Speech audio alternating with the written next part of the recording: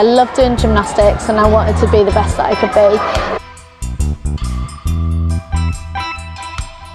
And over the years you learn how to sort of snap in and snap out of competition mode. My biggest passion is to get children to have a go at gymnastics.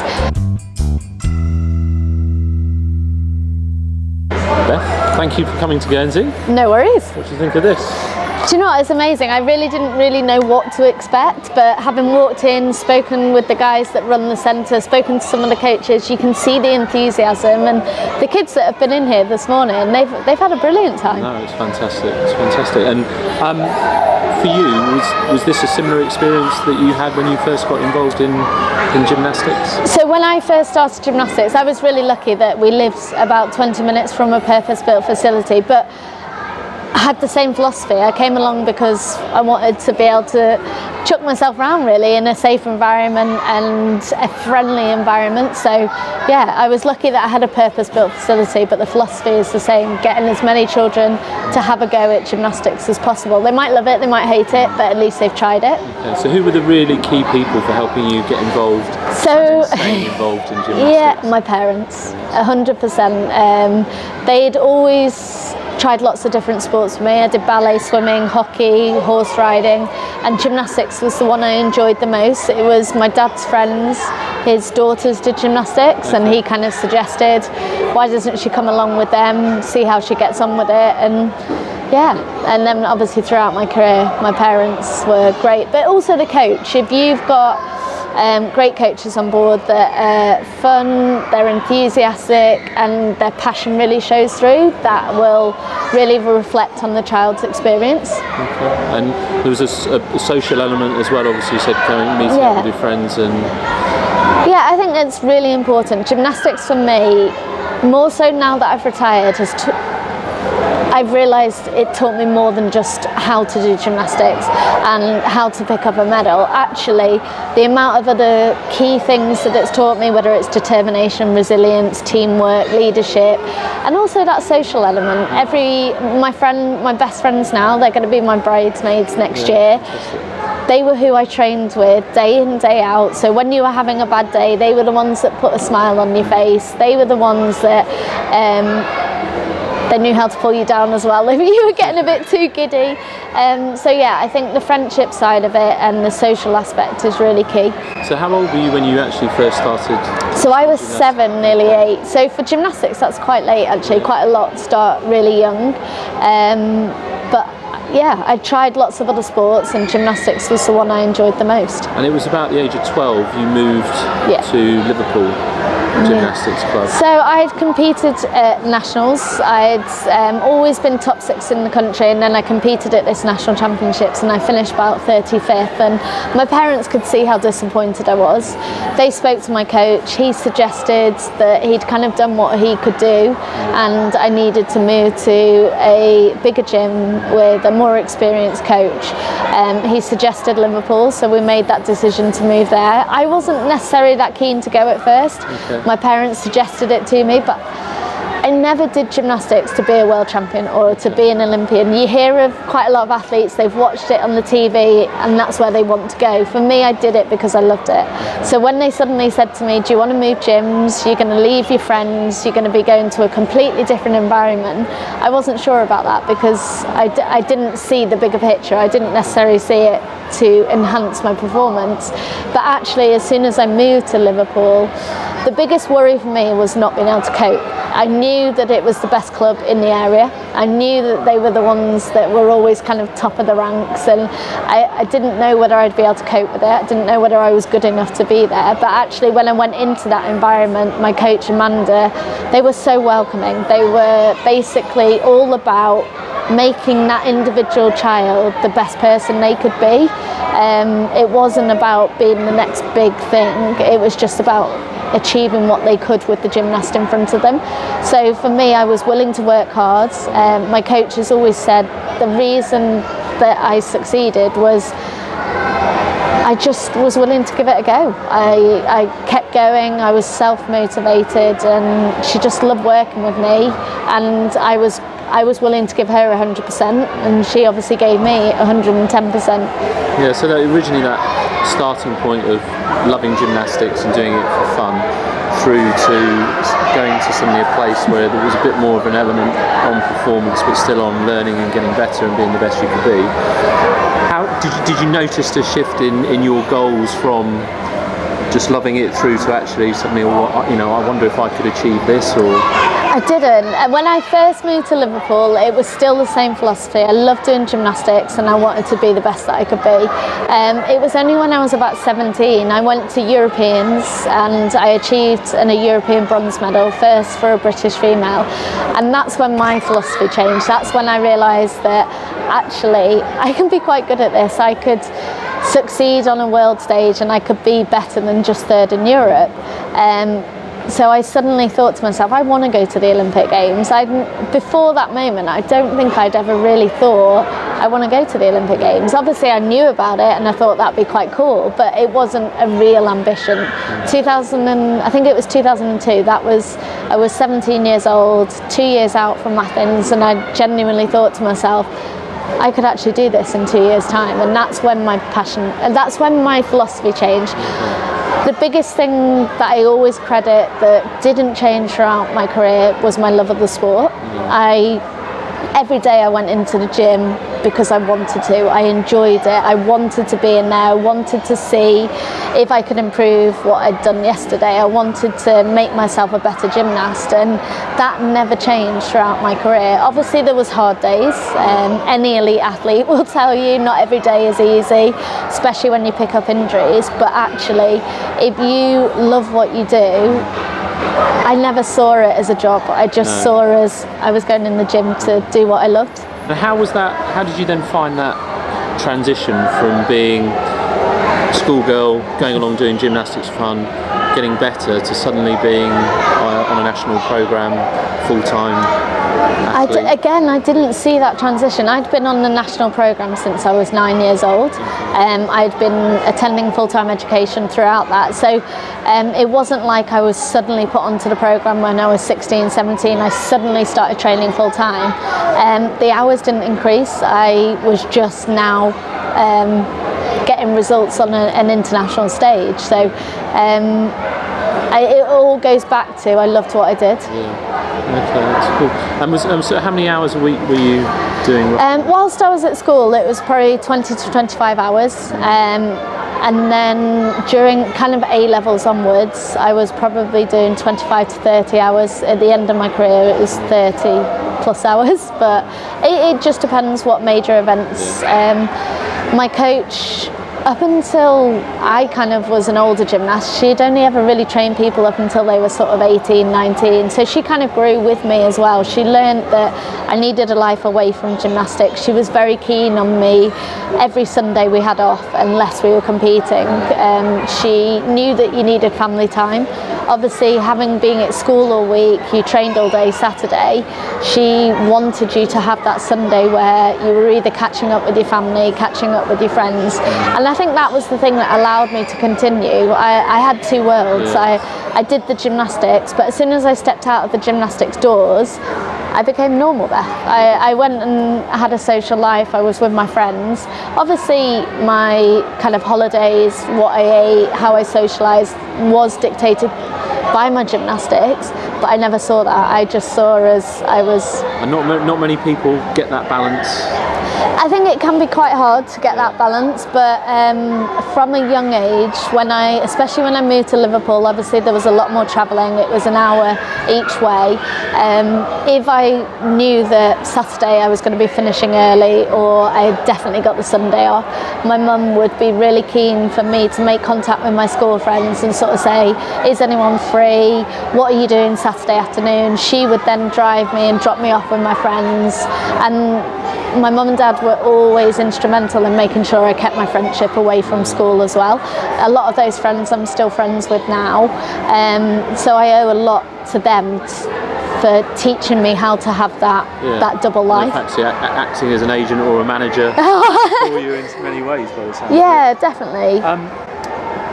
Guernsey's got its own Commonwealth Games team, and we'll be sending a team off to the Gold Coast. I'm so jealous. 2018. I'd love to be going. Ollie's going, media manager. But we've got some good young athletes going. For them, it's going to be their first major games. What were your reflections and experiences and challenges around going to a first major games? My first major multi-sport event was the Commonwealth Games in Manchester, and I loved it. The Commonwealth Games has got such a friendly atmosphere. It's a really good introduction into the world of multi-sport events. It's obviously on a smaller scale to the Olympic Games, but by no means is it worth any less. It was instrumental in my kind of stepping stone towards that Olympic Games. It taught you how to be in an environment where there's lots of distractions, because normally you would go to a Europeans or a World Championships.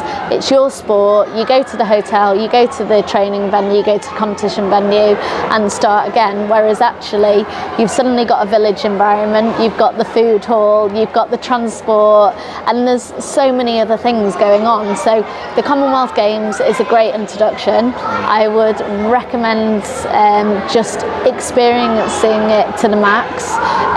What they've got to remember when they actually get out there, they've done all the hard work. The reason they've been selected is because they're good enough. They've done all the hard work to get there, so go out and enjoy it. If you start worrying and start making it a bigger thing than what it actually is, you might be disappointed with your performance. My coach was always of the opinion, it's only another competition. And it sounds wrong, but actually if you start building it up too much, you can then start to make mistakes. Whereas if you just think to yourself, it's just another competition, and then afterwards you can go, oh my God, I competed at the Commonwealth Games or the Olympics or whatever it is. That was the one thing she always said to me, it's just another competition. Yeah, that was brilliant. And I found a lovely quote actually by a guy called Tim Galway, who wrote a book called The Inner Game of Tennis, and he said, performance is potential minus interference. So essentially what you were describing is that developing that ability to manage all the interference. And I think one of the things with young people today is there's a lot more things going on through their mobile phones in terms of social media. For you, how did you manage communication with the outside world when you were in competition like that? My mum and dad were always keen that I kept in touch with my friends. Obviously it was very different, we didn't have social media. I do a lot with younger athletes now about social media, and the one big tip with social media is unless you would like your nan to see it, don't post it. But I think it's a positive thing. For me, I see it as a great way to interact with my fans, a great way to sort of show them what I'm up to, especially when I'm here doing events like this. And my biggest passion is inspiring the younger generation. So if I can get that message across on social media, then that's great. But obviously for the athletes now, it's a case of managing it before you get to the event. So understand, one, where are you in the world?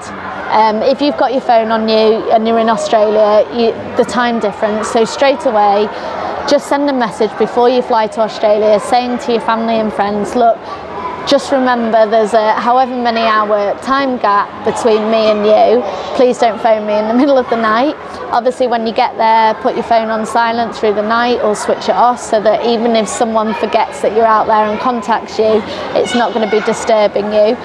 And manage people's expectations. If you know that you're the type of person that doesn't want to be on social media or doesn't want to be contacted throughout a major event, tell people that. So put a message out on social media, this is the last time I'm going to be posting until after the Commonwealth Games, can't wait to update you all after that.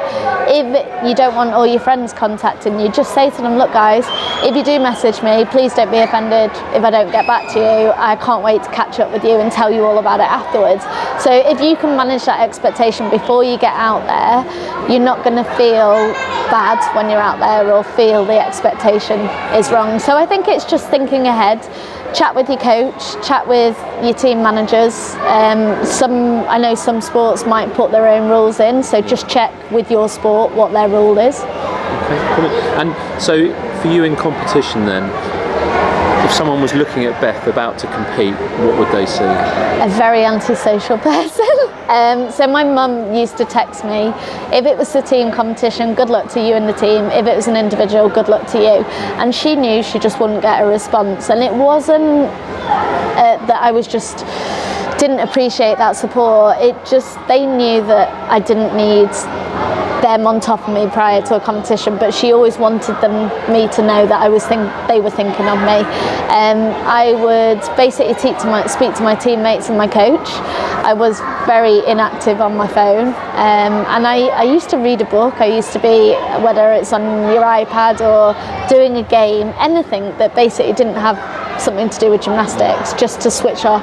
I'd done all the hard work to get there. There wasn't a lot I could do an hour before the event apart from just try and relax. So yeah, very antisocial and just kept myself to myself. Did you ever notice anything that could potentially take you out of that state in that hour before that you had to manage?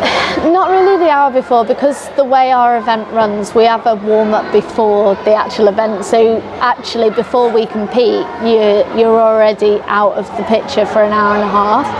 So I guess by having that warm-up, it allowed me to kind of zone in, and would also practice it within the gym, not necessarily as a conscious thing. She would, before I'm getting on the bars, I would have my go, come off, and she would start chatting to me, oh, what are you up to this weekend? Or we would talk about her kids or whatever it was, and then she'd go, right, I want you to do this. And by doing that, she was teaching me how to go from that we're talking about anything and everything to I've now got to snap in and just focus. So unconsciously I learnt it, but I don't know whether that was something she did on purpose or whether it really helped me to be able to do that in events as well. Did you ever use were there any quotes or affirmations or images or anything you ever used? Not really. My coach was my biggest inspiration, my biggest sort of rock throughout my career. She was the one that kind of settled me if things weren't going right. If I picked up an injury, she was that calming factor, saying it's not the first time you're injured, and unfortunately it's not going to be the last time, we'll get you sorted. So she was the biggest person that I relied on throughout my career. And you talk very passionately about your love of gymnastics and having had a huge amount of experience, you know, from the whole journey of being a little girl doing gymnastics through to being on a world-class stage. How has all that shaped your philosophy now as a coach and the work you're doing in gymnastics? Yeah, so I mean, my biggest passion is to get children to have a go at gymnastics. Unless they're exposed to it, unless they are able to have a go at it, they may never realise that they enjoy it. So that's one of my biggest philosophies and passions now, is have a go at it. You might love it, you might hate it, but you've tried it. And then the way, I mean, I've set up my own company within gymnastics, and it's very much grassroots level. I get so much passion when I see a child that does, having been struggled to do a forward roll or struggled to do a backward roll, and they do it for the first time and they look up at you and their eyes just light up, and you're so proud that they've been able to do it. They've worked so hard, they've kind of fought their fears, or they've just kept going when they haven't been able to do it. So I think for me, my coaching now is more, it's grassroots level. I love coaching the elite side, but it's more on a one-off basis. At the minute, I'm not ready to be coaching elite level gymnastics, and I still have a great relationship with my coach, and I still obviously attend every major event. I was the athlete rep for the International Gymnastics Federation. I'm now part of the commentary team, but my biggest passion is grassroots level. Okay, and it's really interesting the way you talk about, you know, seeing a child struggle and find something difficult, but then that kind of sense of achievement as they accomplish something, but also the need for that reassuring eye contact, almost to say, you know, I'm here with you, I've done it, you've done it, well done. Is there anything else that you think coaches do, or you've experienced your old coach do, that really helped young people or athletes when they're in that phase of developing a skill or a movement that's really challenging? Yeah, I think one, it's the reassurance, the patience. My coach she could see I was getting frustrated because I was the type of person that wanted to learn it yesterday. Why hasn't it happened? So she was very good at pulling me back from the situation and sort of saying, look, this is where you were last week, this is where you are this week, this is the progress you've made. But also she taught me as an individual. Not every child is going to react to your coaching style in the same way. So it's been able to coach in a different way from most children. Some children are very visual, some children are they need instructions and they need to understand the technical of why and how does it work. So if you can kind of, one, build up that rapport with the child to learn what is it that they need to be able to understand that skill. Do they need me to give off every single instruction step by step? Do they need a bit longer with it? Or do they need someone to show them the skill and then they'll watch it and go, how do I make my body do that? So I think the biggest thing that I credit Amanda with is she taught me as an individual. I trained alongside, there was about 5 or 6 of us towards the end of my career, and every single one of us was trained in a very different way. In terms of young gymnasts you're working with now, what for them is what the behaviours, sort of attitudes you would look for in an aspiring gymnast? One, they've got to love it. Yeah. The biggest thing is they have a smile coming through the door. They want to learn. They are happy to learn, and they just enjoy it. They love being with their friends and they're willing to have a go at it. Obviously you need, if you're going to go to top level gymnastics or top level in any sport, determination, resilience, that commitment, and willing to have failure. Failure is part of sport, and actually by having failure you learn a lot. One of the biggest disappointments in my career was Beijing. I went there hoping to pick up an Olympic medal. I came fourth, and even to this day it breaks my heart going back to that moment and remembering how I felt. But I learned a lot from that experience, and had I not failed in that, would I have continued to London 2012 if I had already got an Olympic medal in my pocket? Would I have achieved what I did in that 4-year cycle leading up to London? So I always try and teach young kids, mistakes are good. Yeah. Don't panic about mistakes. They get so worried about making a mistake and think it's a wrong thing, but actually by making a mistake you're teaching your brain, teaching your body, that wasn't right, how do I make it different next time? So yeah, I think that's one of the biggest things that I learned throughout my career is failure. At the time it feels like the world is ending, but actually it can be a good thing. It's normal and part of life. Unfortunately, yeah. Whether it's in sport, whether it's in school, whether it's part of home life, you're going to make mistakes. We're all human. Yeah. No, brilliant. And I suppose one final question then. Sat here, kind of having done what you've done, if you were going to write a letter to yourself as a young athlete coming through, what advice would you have given yourself? Not wanting it yesterday. I think the biggest thing with me, especially when I started gymnastics didn't really continue into their late teens, late 20s. So when I was sort of 15, 16, starting on the senior circuit, I thought I only had a few years to achieve what I wanted to achieve, whereas actually I continued till I was 27, 28, and had I known that, every little disappointment that I had, I wouldn't have panicked. I wouldn't have thought, oh, I'm running out of time. And yeah, just, you've got plenty of time. If you enjoy it, you can take your time to achieve it, and make sure you do enjoy it. Thank you very much. No worries.